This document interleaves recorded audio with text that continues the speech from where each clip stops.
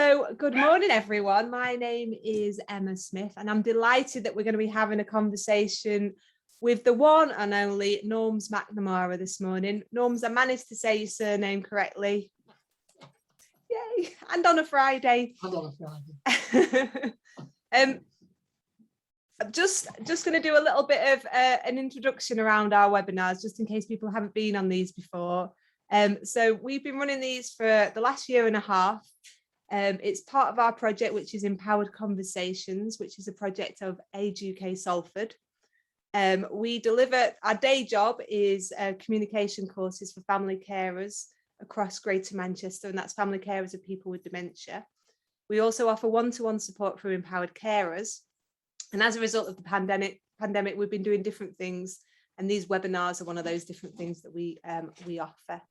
So absolutely, we've got blue sky up here, and we've got Norrms McNamara, the one and only Norrms McNamara, down in Torbay. So Norrms, welcome.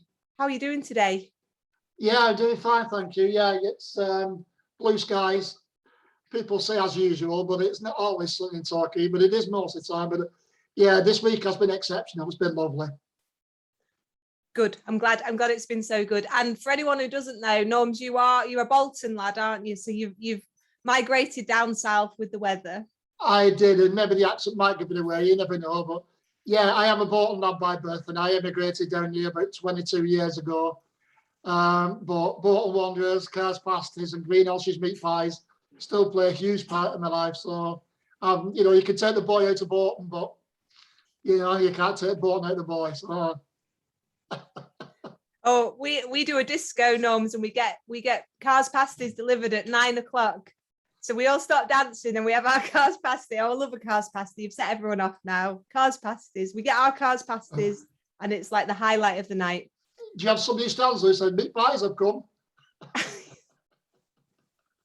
Hey, don't tell everyone, but Cars are doing a vegan pasty now, so that even keeps people like me happy that they're doing a vegan pasty.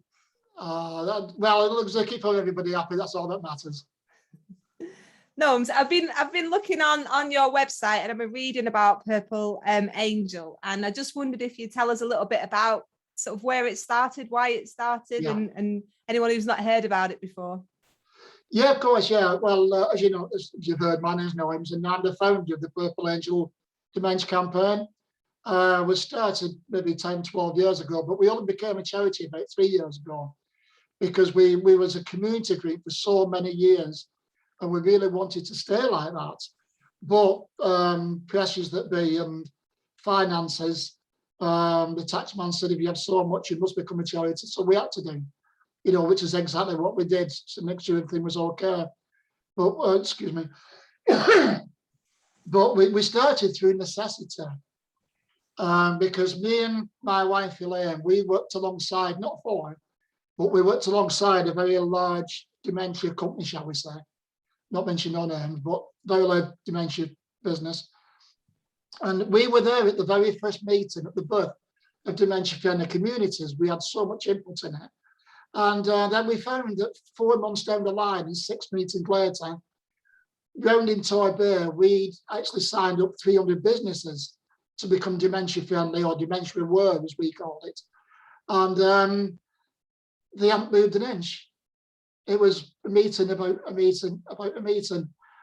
We said, I'm sorry, but we can't do this, because we're people who like action. We like seeing different changes. We like seeing it in front of us and seeing things happen. And so we, unfortunately, we made the decision to walk away and create the Purple Angel. And since that day, we now have thousands of businesses all over the UK that are now dementia aware, that carry the Purple Angel badge. And we also have it all over the world as well. We have Purple Angel cities in America. And how it works is really easy. I have a piece of paper with about 10 bullet points on it about how to deal with people who come into your shop, or your cafe, or your restaurant, or your business, spatial awareness, money handling, things like that. And we simply went into stores around Torbay that very first day, and we said, could you please show your staff this? And once they've read it, will you please let us know? We will come down and award you with a Purple Angel badge saying that you are a dementia aware. We didn't say dementia friendly because it's so transient. You know, people change, staff change, shops. You can never ever be truly dementia friendly. I believe that, but you can become dementia aware. So when they put the stickers up on the windows, and especially the cafes and the restaurants, now if you were a carer and you went to town and wanted a coffee, if you saw a cafe with a Purple Angel sticker on saying we are dementia aware, and the next door, well, it didn't have one, where would you go? You go into the place which was, they'd had understanding, they'd had that little bit, not training, but awareness, because they'd read all what was on the paper, and they knew what was going on, and there'd be no nods and winks when the person with dementia started, you know, making a fuss. So it was a win-win situation for them as well, you know, as a business proposition. And the first guy I ever spoke to, I will never forget it, his first words were, "How much?" You know, he was a businessman, you know. Was he from Yorkshire, Norrms? Yeah, possibly, yeah. I didn't want to say that, but you know, I had enough with my dad. But no, he said, "How much?" And I said, "It costs nothing. Nothing." And when he read the piece of paper and he said, "There's so many people come into the shop like that," he said, "Why has nobody ever done this before?" And I said, "I don't know." I said, "Maybe it's take the person with dementia to say, hey, this is what we go through. This is what we want you to understand." And he started to talk about his father who had dementia, and you could tell the emotion emitting from him, because you could tell it was the first time he spoke about it for a long, long time. And when we came out with her, I thought, you know, we're doing something right here. And that day we signed up 300 businesses in one day. 299, one said no. I won't go into detail, but and I won't say why either, but one said no. And but 299 said yes. So we thought, well, we're onto something here. And it's the simplest thing to do. We have all the stuff. We can send it out, you can download it, you can take it into shops, you can make your own place dementia friendly Purple Angel. That was 7 years ago. And the reason why we started at the very beginning is because I walked into a shop and I'd said to the guy behind the counter, "Excuse me, I'm having a moment," as I call it. People with dementia do tend to forget what's a £5 note or a £1. I used to say pound notes because I'm that old, but but they get confused with the money. And I said to the guy behind the counter, "I'm sorry, but I've got dementia. I have never been ashamed of having dementia. Am I frightened of it? Yeah, I'm petrified. I lost my father and my grandmother to dementia. I've seen what happens. I've written the book. I've read the last line. I know what happens. I'm petrified. But am I ashamed of it? No. You know, why should I be? It's just another illness." So I said to this guy, "I've got dementia." And he went, "Ha ha ha, so have I." And he laughed at me. And the thing was, the whole shop laughed. And I thought, this isn't right. If I'd have told him I'd got cancer and I had 12 months to live, because that's what dementia is, as funny as cancer. If I'd have told him I got 12 months to live, he wouldn't have laughed then. So why should he laugh at somebody with dementia? And that day I walked in that shop, I was so upset, and my wife was with me, and I gave me a big hug, and I said, "We've got to do something." And we did. We contacted the police, we contacted nurses, we contacted doctors. We had a huge meeting, and that was the day really that the Purple Angel Dementia Campaign was born. We was known as the Torbay Dementia Action Alliance, but we had to change our name because people in New York or South Africa thought, "Well, what's that then?" But if you call yourself, everybody has a logo, but if you call yourself the Purple Angel Dementia Campaign, people know who you are. And that was 10 years ago. We became the Purple Angel about 8 years ago. And since that day, we're now recognised in about 64 countries around the world. We have thousands of Purple Angel Dementia ambassadors. And if anybody would like to become one, please do, because it's really easy to do. And it's just become a worldwide phenomenon. I never knew for 1 minute that it would ever become this big.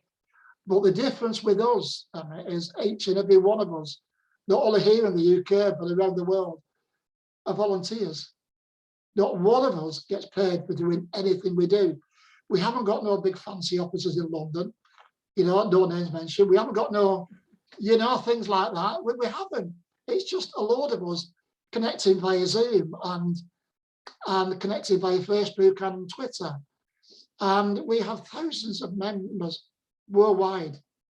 We've got Purple Angels cities in America. We opened the first memory cafe in Africa, which we're very proud of because we made CNN on that time, which we were quite proud of. That you can't get hold of it now; it's been taken off now, but it was brilliant to watch at the time. And we have different memory cafes all over the place. They don't necessarily come under the Purple Angel name. All they've done is taken the format of what we've done and used it themselves, because every memory cafe will be different in every town, because the townsfolk are different in every town. So you've got to cater for that. But we have a friend, he might be watching now, Doug Subert, and he runs the Marshfield Purple Angel Cafe in America. And it's absolutely stunning. We have our own here in Torbay, but he has one in America. It's absolutely stunning. But we were responsible for opening the very first one in the United States of America, and there's now over 2,500, I believe. So we always say, well, it wasn't just the vehicles that cracked America. I think we like to think we did as well. So so that's how it all started. So you mentioned the Dementia Cafe in Torbay, and obviously you mentioned there's 2,500 now in America. So will you tell me a bit about the Dementia Cafe in Torbay and what happens? What do you do there? Yeah, it's very different than most dementia cafes I've visited. The reason being, it's very lively. And we would never be forgiven if we did it any other way. But what we do, music play, as you will hear in a bit, music plays a huge part in what we do. So we have Sunday on the door to meet and greet, take the names and, so make sure they're all right. But we have music playing in the background, because there's nothing worse than just sat there like, with being silent. So we have relevant music playing in the background, which keeps them occupied. We always have a quiz, a 20 question quiz already on the table when they sit down, which gives them something to do until the cafe starts in general. We give them 15 minutes. The first 15 minutes is for themselves to say hi to their friends, and they get tea and coffee on arrival and biscuits, all absolutely free. We start about 1:45. It's 1:30 till 3:30. Start about 1:45. We play games like all sorts of games. Take a break. We play games like Battle of the Day. We play games like like all sorts of different games, which means they get involved in it. And every volunteer is sat at every table, with the others, because it's so important. Because the Purple Angels motto is inclusion and engagement, and we believe that everybody should be entitled to that, dementia or not. Everybody should be included and engaged in something to do. We have artists on. We have some great professional artists. We have some great singers, and some great musicians. We've had ballet dancers. We've had Tai Chi. We had a singer. I'll give you a little example of when we do themed days every week or every month if we can. And it was Valentine's Day. We have a very good local singer. She's brilliant. And for the last song of the cafe, she actually sang Uptown Funk. Now, if you can imagine a hall full of 40, 50 people, 60 and over, singing and dancing to Uptown Funk, you haven't seen anything. I swear. It was the funniest, most liveliest cafe I've ever been to. But when you think about it, Emma, too many people have fallen into the trap of doing cafes now. And yes, the wartime songs are applicable on Remembrance Sunday. But if you take it back a little bit, people are now in their 60s and 70s. Listen to the Beatles. They listen to the Stones. They were getting married, in the 70s. They're not listening to the 40s and 50s anymore. And you've got to cater for that.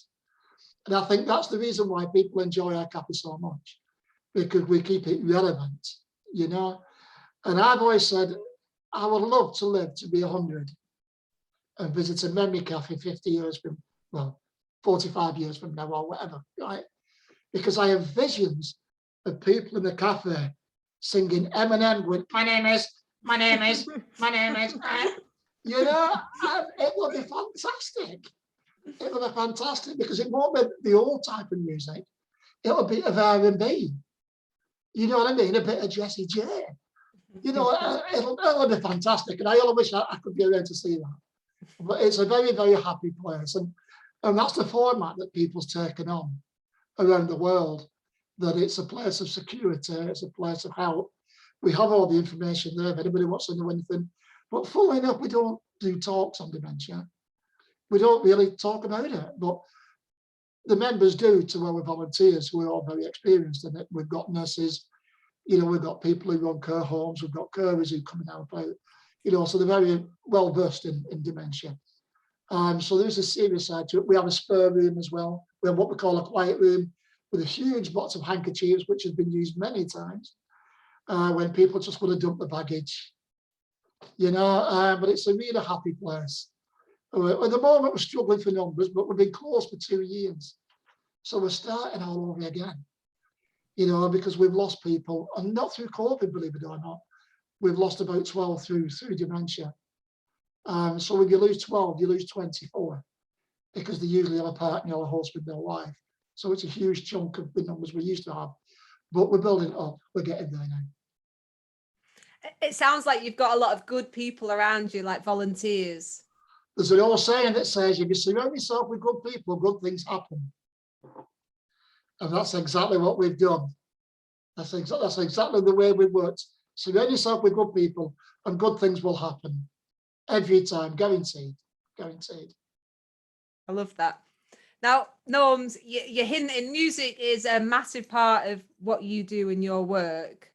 What's the score with the MP3s? I've seen a bit on Facebook. I've looked on the website. What's going on with the MP3 players? Excuse me. The MP3s, we've done many campaigns. We've done GPS trackers and things like that in the past. But as far as campaigns go, this has been hugely successful all over the UK. And what it is for my sins, I'm a songwriter. I've written for like Plymouth Military Wives and people like that. And I don't write music. I'm not that clever. I leave that to the clever people to write all the notes and that. But I write the songs, as Bowman Law once said. You know, and I've loved music all my life. And I know that no matter if you have dementia or not, if you hear a certain song, you can always remember what you were doing, where you was, who you was with, who you shouldn't have been with. You know, you can always remember what you were doing. And I know that music is like a chord that's never diminished, and it's always there. So what I wanted to do, a friend of mine who's sadly passed away, Wayne Mesker, had this idea in America. So I'd like to say, no, it's not my idea. It did start in America, but I brought it to UK, and I started it over here. So what we do now, we purchase MP3 players. We ask the people who live in care homes, and this is especially to anybody who's watching, but especially in the Salford, Lancashire, Greater Manchester area, please contact me.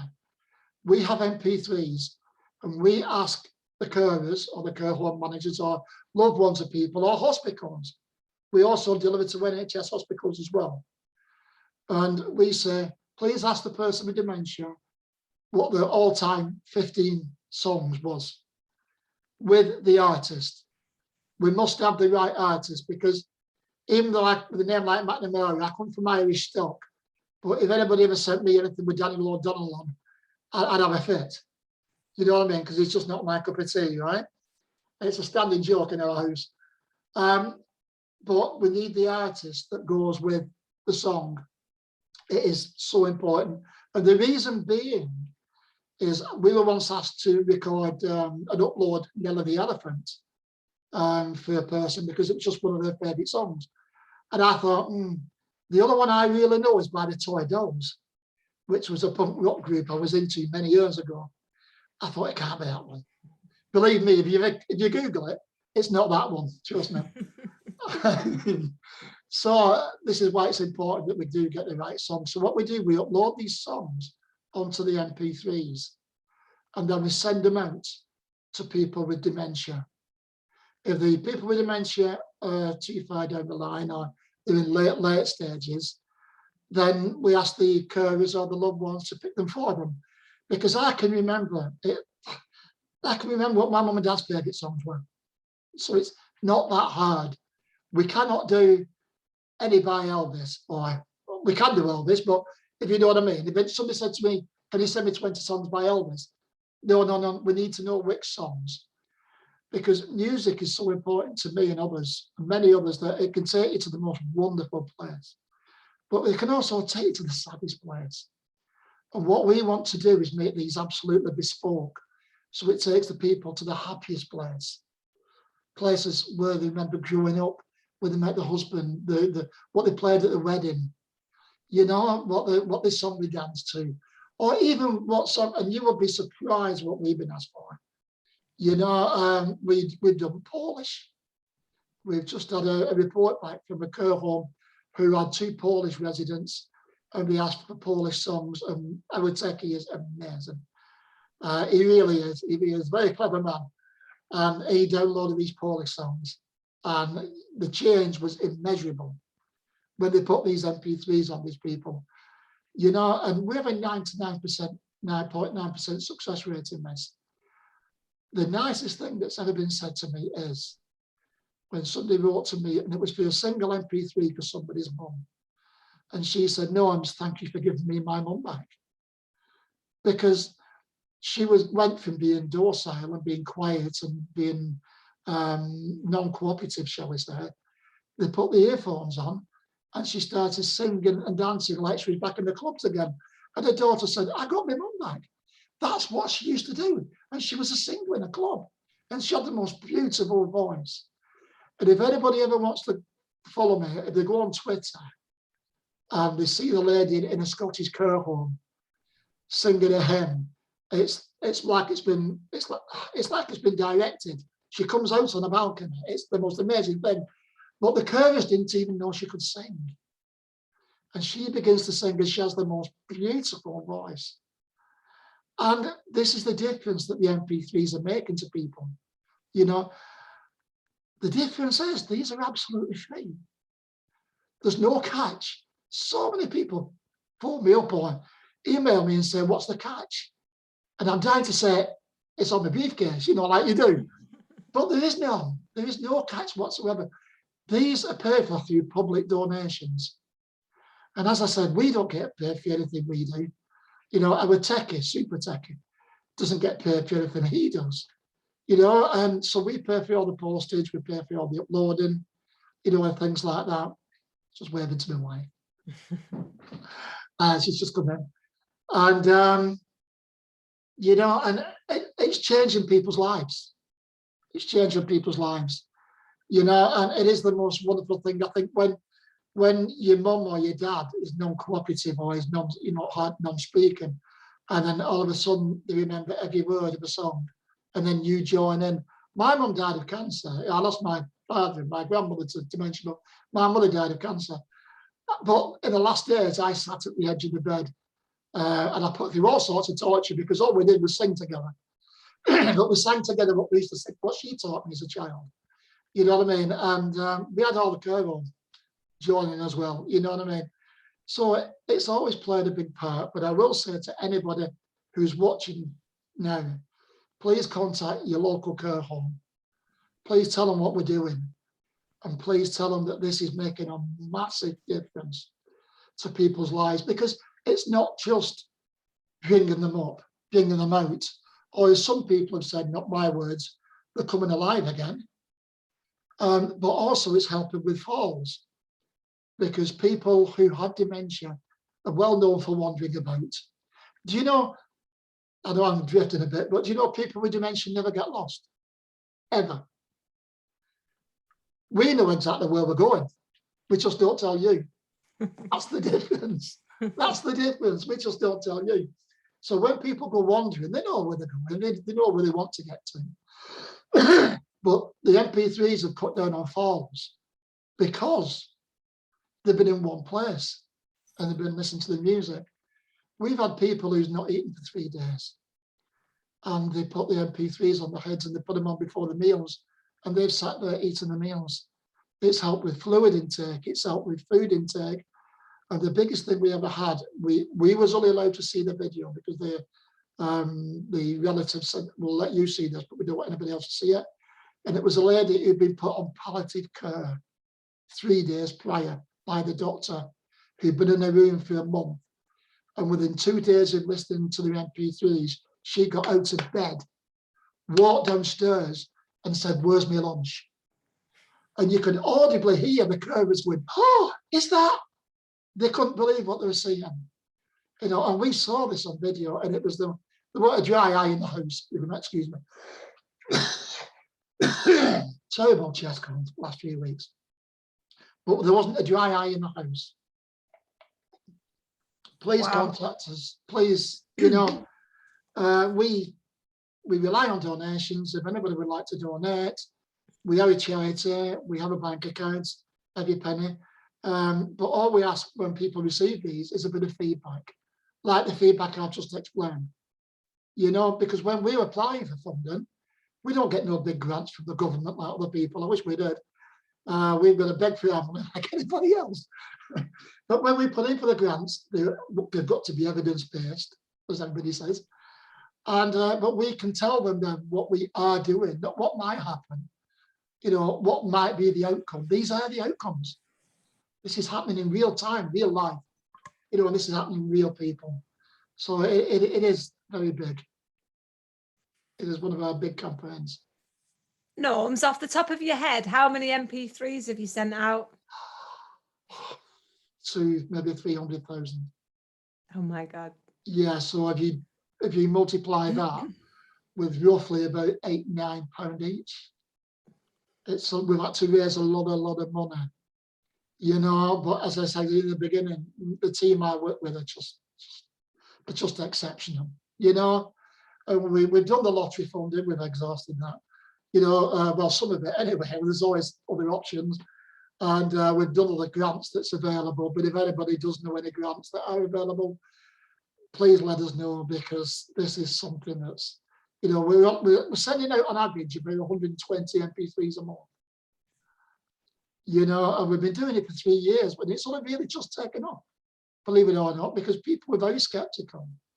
People are very skeptical, you know. But once they chat, or once they hear people like myself and yourself talk like this, they realise there isn't any catch. We're just here to help people, you know. We're here, that's why we all volunteers at Purple Angel. That's why we don't take a wage, because we're passionate about what we do. And when you see the difference, there's them that talk the talk and there's them that walk the walk. But when you're doing it and you can see the difference you're making, that's what makes it all worthwhile. And this has been my arguments with people in conferences. You'll go to a conference and they'll have an ideas tree and they write it all down.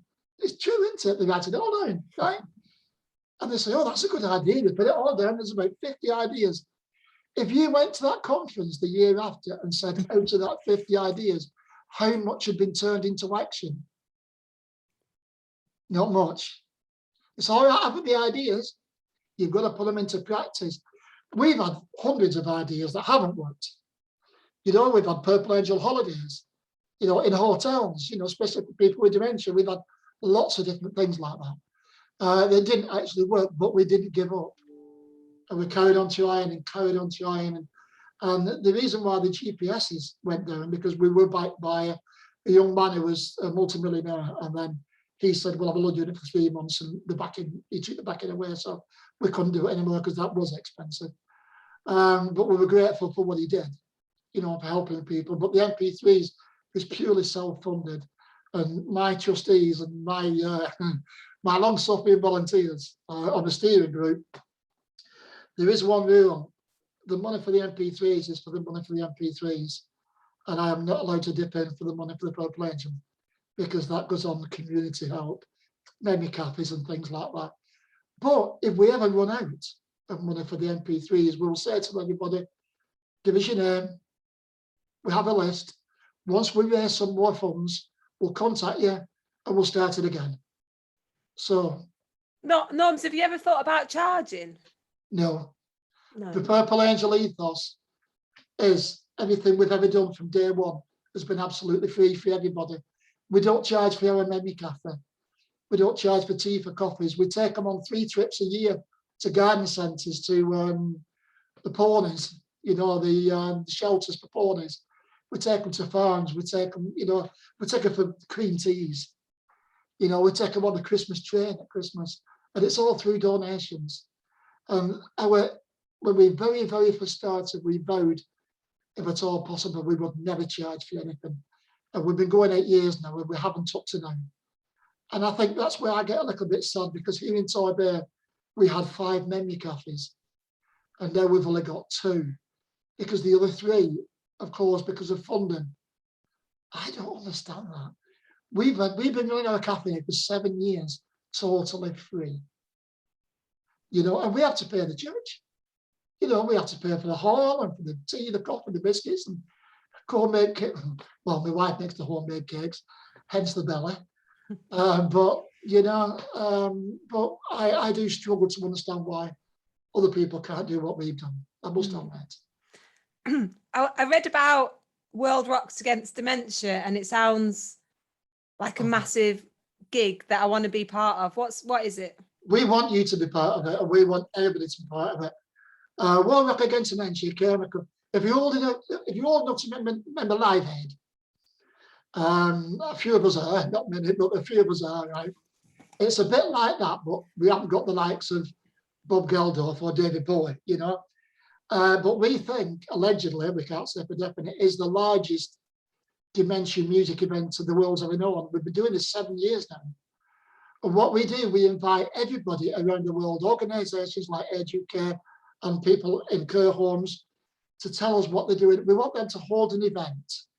And this is where the majority of our money comes from for the MP3s, because we want them to hold an event. If it's, take no notice, if it's an MP3 or it's an MP3, listen to me. We want them to hold an event. If it's a cream tea, or it's a music event, or it's somebody coming around singing for them and have a collection, it doesn't matter how small it is. If it's 3 friends meeting up at home and putting the radio on and having a coffee, it doesn't matter. If you want to hire Wembley Stadium, go ahead. You know what I mean? You know, or Manchester Arena, please do. You know, oh God, I love that. But we're not precious about what we do. If you want to raise money for the MP3s during that, you can do. But if you don't, then you want to raise money for your own dementia charity or your own organisation, please do. We're not precious. We're not saying, oh, you've got to do it for us. You know, if you do, that's very nice and thank you very much. But if you don't, it doesn't matter.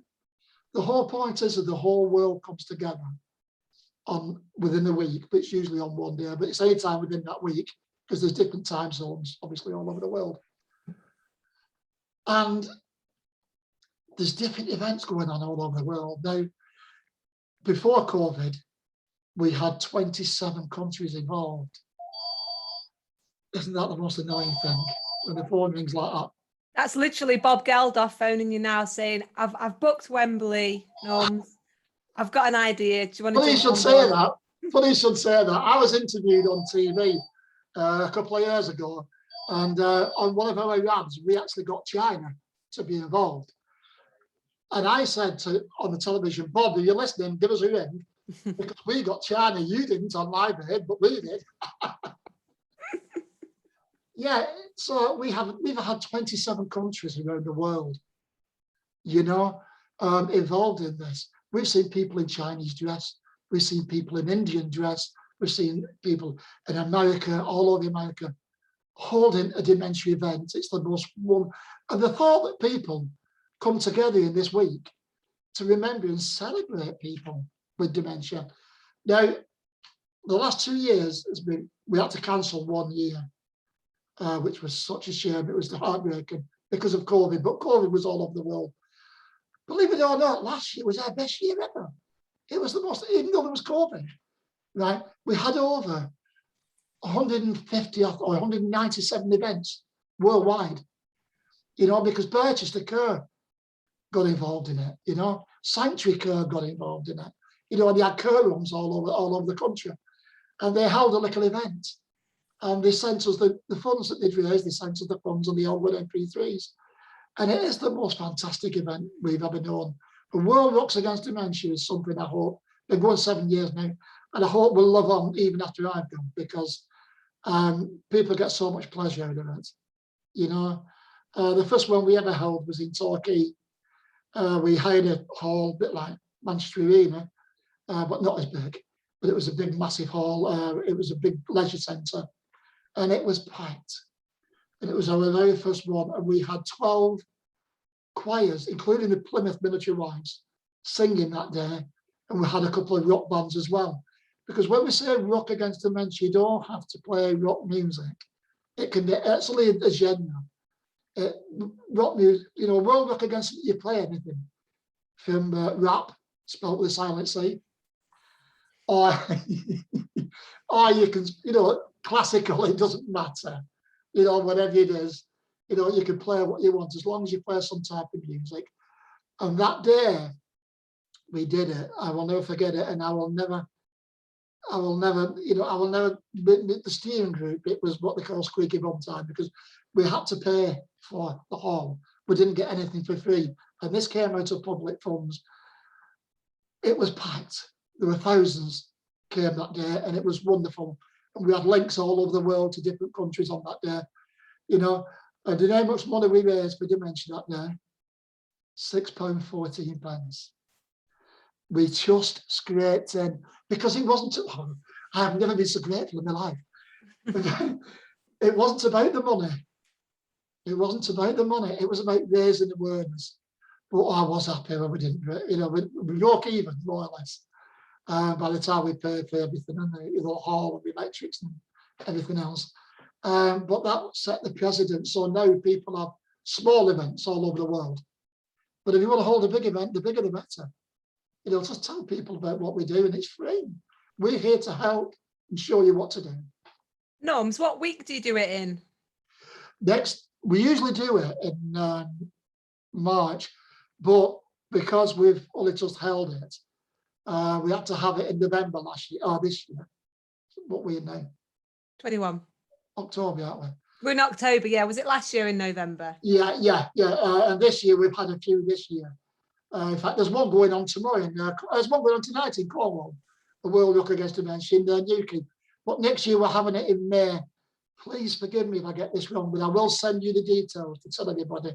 But I'm almost sure it's the weekend of the 26th to the 28th, 29th. But any time in that week before or the week after, or if you want to hold it in May next year, it doesn't matter. Because we're not strict about what we do. You know what I mean? You do what you want. You know, you enjoy yourselves. Just let us know what you're doing. Let us know what events you're having. And we have a world map. And we will put you on that world map and advertise it to the world and show everybody what's going on. And then after, we always say, send us your videos, send us your pictures, if you're allowed to, you know, privacy allowing. Send us your video and your pictures. And we show everybody around the world. You know, and we'll show you what everybody around the world is doing as well. It's incredible. It's incredible. It's brilliant. It sounds amazing. I've already got my ideas going, Norms. I'm thinking what we could do. I've got a few more questions for Norms. But if you've got some questions, there's a Q&A at the bottom of the page. So if you just want to drop your questions in there, and then I'll shut up and then let you ask your questions. So start thinking about what your questions are. I'll get them typed up while me and Norms just chat on for a few more minutes, and then it'll be over to you. So Norms, what else do you do? Well, I garden. I'm bored, really. And I love my fishing. I must admit, I love my fishing. But as far as the Purple Head's concerned, we do a lot with the community. Because even though it's a menu cafe, it's more like a community cafe. And but because of COVID, we were actually very, very busy because of the MP3s, because people were locked, you know, they were in lockup, and people in care homes couldn't see family. So we sent so many MP3s out to make sure that at least they had something to listen to, you know, and just something to keep them occupied. But we're also heavily involved with the local community in Torbay. And we've donated on top of the MP3s. And this is where the other side of the purple angel comes in, where I'm not allowed to touch this money, my MP3 money, because we donated thousands of pounds to food banks and people like that locally, to scout groups and food banks to help them through COVID. So it's a very, very community-based thing. We get help by the Rotary, we get help by the Masons. It was in purple. We got 30 MP3s donated, which like I said, aren't cheap. And we had them donated by Peyton Masons, and it's such a help. We don't care if it's a penny, if it's a loaf of bread, if it's a tin of coffee for the cafe, if it's a £5 note, everything helps, and we're so grateful for everything. So we do a lot in the community. We haven't got a helpline. We wish we had. Is one thing we haven't, but we do work very closely with Dementia UK, who actually have a helpline. So we do forward that information on. And if anybody wants to chat about dementia, I do a lot for Lewy bodies, because I myself have Lewy bodies, and I think it's very, very misunderstood. It's a very misunderstood disease, and I was first diagnosed with Alzheimer's and then told I'd been misdiagnosed, that I actually had Lewy bodies, and I'm a firm believer that there are probably thousands around the UK that's been misdiagnosed, because it's easier for doctors to say, oh, you have Alzheimer's. There's an old saying, and I know I get slammed for this, but there's an old saying that the older your doctor, the less chance of you getting a diagnosis. Because they always say, what's your age? Or what do you expect? It's not your age. If it was your age, everybody would have it. Everybody the age of 70 or 80 would have it. We haven't. I was 55 when I first got this disease, I've been living with this for 10 years now. The youngest people, well, not the youngest, but one of the youngest people we know in Torbay is only 7. He's got Barton's disease, which is a young type of dementia, It can affect anybody at any time. But I don't want people to be scared of it. People ask me, is it hereditary because your grandmother and your father had it? It does feel a bit like serving Private Ryan at times, because I also had a stepbrother that had same father, who also died of it when he was 58. So if anybody's seen the film Private Ryan, will know what I mean. He always seems to be somebody in the family. But there is no evidence in the UK to say there is generic. It is generic, And I always try to express to people who's watching this and other people, please, please do not believe everything you read in the papers. Because according to the Daily Mail, Freudian slip, according to them, red wine stops you from, I wish red wine made me get better. What a bonus that would be. Do you know what I mean? It's the most ridiculous thing you've ever heard. We've done such an incredible job. This is nothing to do with politics. This country has done such an incredible job with COVID and find a vaccine. And I truly believe in my lifetime that they will find a vaccine. Not a vaccine, but a cure. I have to do. I couldn't do what I do. I have many, many grandchildren. If you Google it, you'll find out in a minute. But I have many grandchildren. And I can't look them in the eye if I didn't believe I was going to survive this. And I know the chances are slim. And by the time it gets past, and it may be years in the front. But I've got to believe that there will be a cure one day. But I always say to people, the most ironic thing is, Emma, on the day that wonderful cure is announced by the British medical industry, not by anybody else, but on that wonderful day that a cure for dementia is announced, dementia itself will become just a memory. How ironic is that? In years to come, people will say, I remember that. Do you remember when you used to forget? Dementia itself will become just a memory. So I have got to believe that there will be a cure. And this is, when you say, what else do you do? This is what I do. I do Zoom meetings. If anybody wants to do a Zoom meeting with the care staff, I do about 3 a week. I do them all over the world. Technology is wonderful these days. It's so strange to think you can sit with people in Los Angeles or New York and think, well, you're in the front room. But it's nice to know that you can help people, regardless what colour, what creed, what religion, it doesn't matter. If dementia's going to get you, it's going to get you, right? But we like to say at the Purple Angel, dementia knows no barriers, so why should we? And that's the reason why we do what we do. That's the reason why we send the MP3s out to the UK. But by law, that's all we can do in the UK for our insurance. But if anybody else in any other countries would want to do, we're here to advise. We're hoping to get them in Australia very soon because somebody's doing the same thing, copying us. We want everybody to copy us. We don't mind, you know. And it's the reason why we do World Rocks Against Dementia, you know, because we want to bring all faiths, all colours, all creeds together and say to them, you know, together we can beat this. So in a nutshell, that's what I usually say when people say, what else do you do? Not much then, Norrms, not much. No, on the quiet days I sleep. So you've got the MP3s, you've got dementia cafes, you've got Purple Angels in terms of like dementia, working with businesses. Have you got a next plan for Purple Angels? Because you've already talked about the GPS, you talked about the holidays. Have you got, what's the next thing that we might see from Purple Angels? I will let you know as soon as I think about it. Okay. Yeah, I will let you know. At the moment, the MP3s, because I mean, you know, they are doing so well. We are sending so many out. And I was told at the very beginning, you've got to walk before you run. I mean, when I first started down this journey of raising awareness, I wanted to change the world, and I wanted it changed yesterday. You know, but I learned within about 12 months to calm down and say, it don't happen like that. You know, and when you're working with the NHS, the wheels of the NHS turn very slow. You know what I mean? And but we plod on. So I can't honestly look in the eye now and say, oh yeah, we've got such a thing planned, because I want to see the MP3 scheme through, as well as the memory cafes, as well as the World Rocks Against Dementia, which is an annual thing, and it takes months to organise. It's really funny. My grandchildren go to school and say, my granddad, he organises rock concerts all over the world. And I said, well, not really. You know, I don't really. It's not, you know, they usually do it. I just like, you know, I'm in the background. Bless them. But yeah, I do have things in the background, but you know what I mean? We want to make sure that we see this thing and do this right first.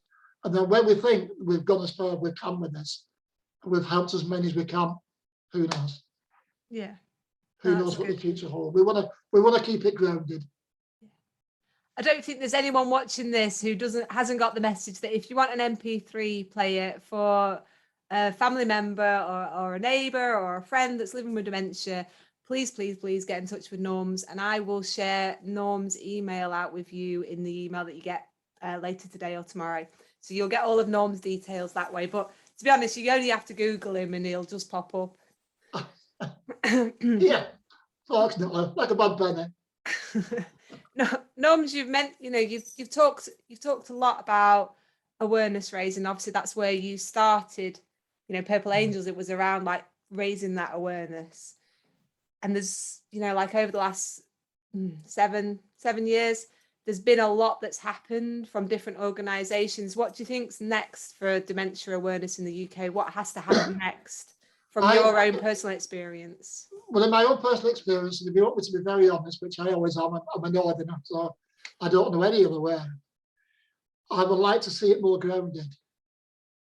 I would like to see more action on the ground, because, I mean, in the books I've written, and I'm not here to sell the books, I've always said to people that, you know, I'm here to raise awareness, but in the books I've written, I've always written them after talking to carers, after talking to nurses, after talking to people who work in care, you know, people who unpaid carers who do it 24/7, those that can't clock off.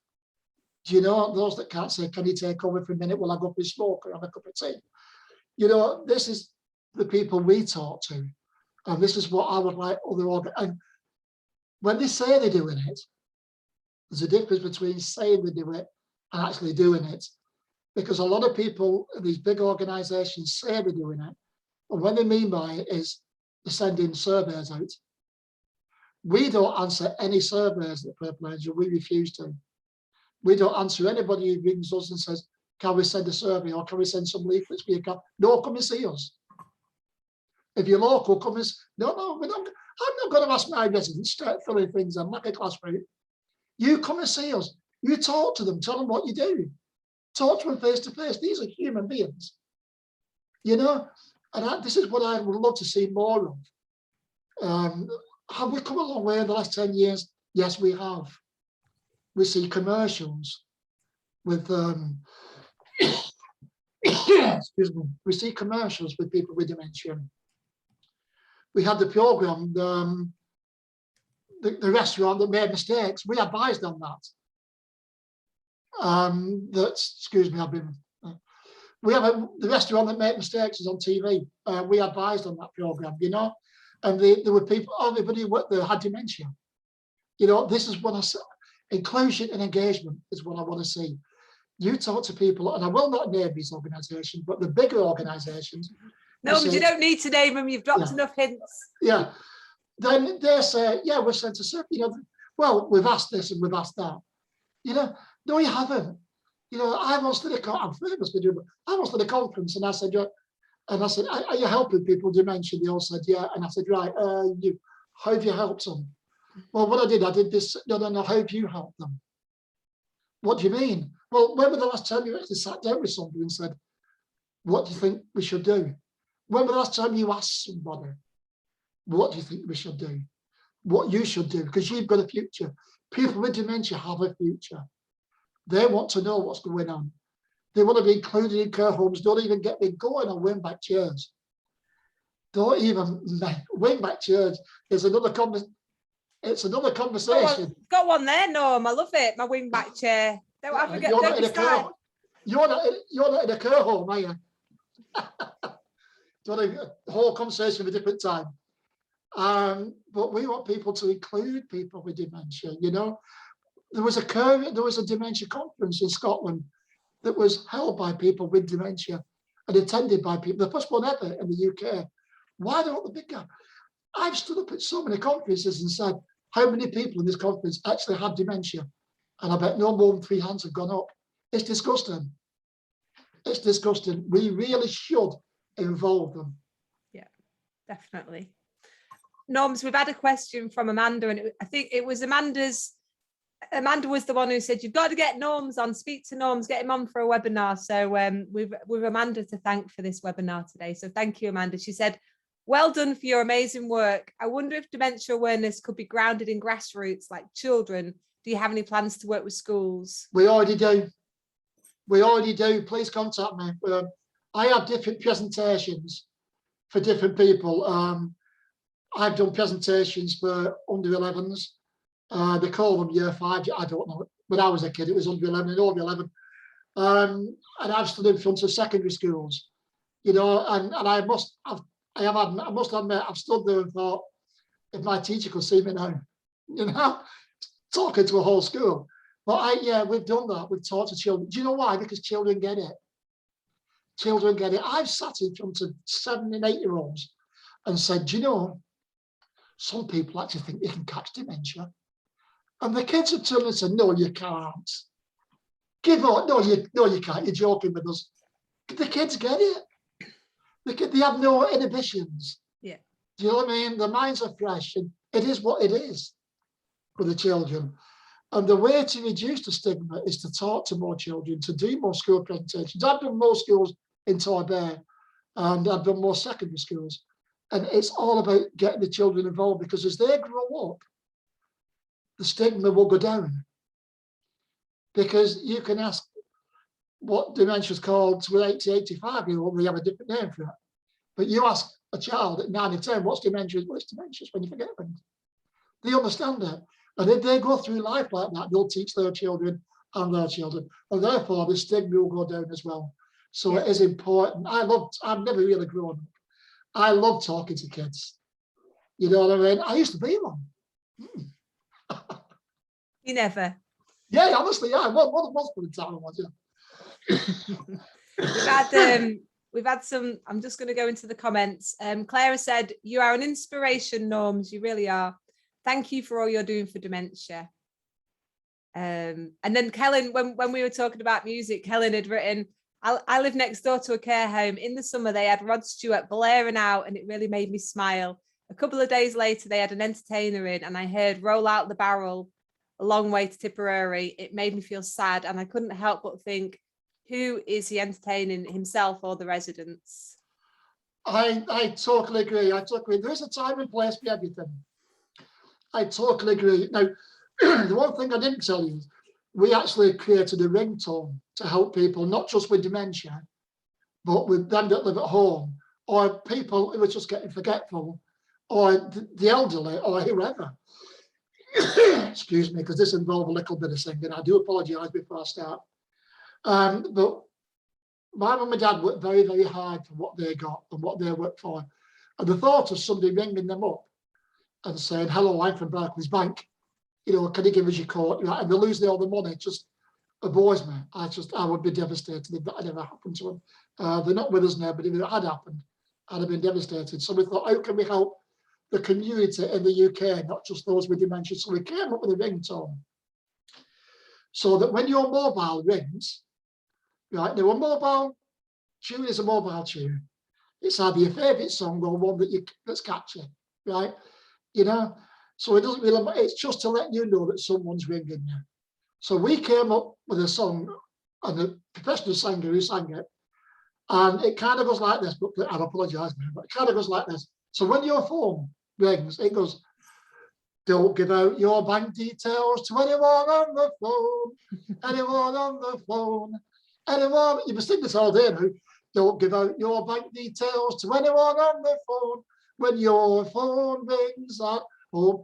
Now, when that phone rings, people will know, hello, hello, who's that? Oh, it's Barclays Bank. No, it's not. Phone goes down. And we know people who's downloaded this ringtone for free. You can download it for free, right? And we know people who's listened to the ringtone and then they've listened to somebody saying, hi, I'm from the West, and there's a problem with your account. And they said, no, you're not. That could have saved them thousands of pounds. And that's something else we've done within the Purple Angel as well. So yeah, it's all daft ideas like that. We actually had a doorbell, but that didn't go down too well. You say daft, but it's creative, isn't it? It's creative ideas that you're coming up with. You see an issue and you come up with a creative idea that might help that issue. And again, it involves music. Yeah. And again, it involves music, so it's something they can remember. And it's a tune that most people, 60 or 70 or even younger, recognise. You know, it's a very familiar tune. You know what I mean? So I wouldn't mind, you know. And it reminds people not to give the bank details out right at the very second when they're being asked for them. Oh, it's brilliant. I love it, Norms. Norms, we've gone over by 1 minute. I'm sorry, everyone. No, I'm sorry. It's me, not you. I'm sorry. But Norms, it's been amazing talking to you. I'm so glad that you agreed to come on today and just share the fantastic work that you do with Purple Angel, World Rocks Against Dementia, your MP3s, even the ringtone that you've just dropped in at the end. Rachel said, thank you. It's been amazing. So I'd just like to say thank you for everyone for coming along today. We've got another webinar next week. It's a conversation with the Philo Project, which is actually down your way. I think, Norms, it's somewhere not far from you. I think it's in Dorset, maybe. Anyway, so it's back on a Wednesday afternoon. I'll send you the details about it. Norms, thank you. I hope you have a lovely day, and everyone else, enjoy your day and your weekend, and take care. And you too. Bye-bye, everybody. Thank you. Thanks so much. Bye-bye. Bye.